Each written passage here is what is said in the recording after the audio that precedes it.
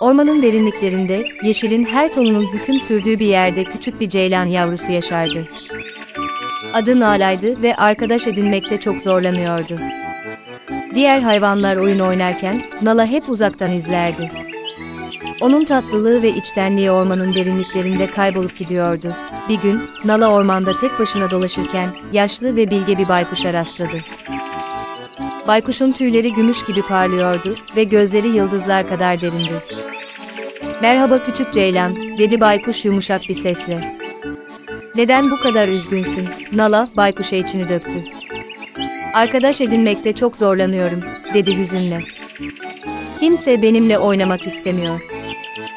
Baykuş gülümsedi ve kanatlarını hafifçe çırparak ona yaklaştı. "Ormanın eski bir geleneği vardı," dedi. "Adı dostluk çemberi. Hayvanlar bu çemberde bir araya gelir, birbirleriyle tanışır ve dostluklar kurardı. Belki de bu geleneği yeniden canlandırmanın zamanı gelmiştir." Nala'nın gözleri parladı. "Dostluk çemberi mi?" diye heyecanla sordu. "Bu harika bir fikir. Bunu nasıl yapabilirim?" Bilge baykuş, "Bir plan yapmalı ve ormandaki tüm hayvanları davet etmelisin," diye yanıtladı. "İlk adımı sen atarsan, diğerleri de seni takip edecektir."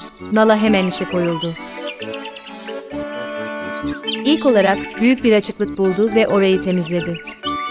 Sonra ağaç dallarından ve çiçeklerden güzel bir çember oluşturdu. Ertesi gün ormandaki tüm hayvanları davet etmek için uzun bir yolculuğa çıktı. Her birine dostluk çemberinin önemini anlattı ve etkinliğe katılmaları için davet etti. Büyük gün geldiğinde Nala biraz endişeliydi. "Ya kimse gelmezse?" diye düşündü. Ama endişesi boşunaydı. İlk olarak sevimli sincaplar geldi, sonra meraklı tavşanlar. Ardından kaplumbağalar, kuşlar ve hatta koca koca ayılar bile çemberin etrafında toplanmaya başladı. Nala, dostça bir gülümsemeyle herkesi karşıladı. Etkinlik başladığında hayvanlar birbirleriyle oyunlar oynadılar, hikayeler anlattılar ve şarkılar söylediler. Herkes çok mutluydu ve Nala'nın düzenlediği bu etkinlik sayesinde birçok yeni dostluklar kuruldu. Etkinliğin sonunda, Bilge baykuş çemberin ortasına gelip konuştu. "Bugün, Nala'nın çabaları sayesinde dostluk çemberi yeniden canlandı," dedi. "Hepimiz birlikte olmanın ne kadar değerli olduğunu gördük. Umarım bu çember, hepimizin kalbinde bir yer eder ve dostluklarımız sonsuza kadar sürer." Nala, mutlu bir şekilde gülümsedi. Artık yalnız değildi. Dostluk çemberi sayesinde, yalnızca kendisi değil, arkadaş bulmakta zorlanan diğer hayvanlar da dostluklar kurmuştu.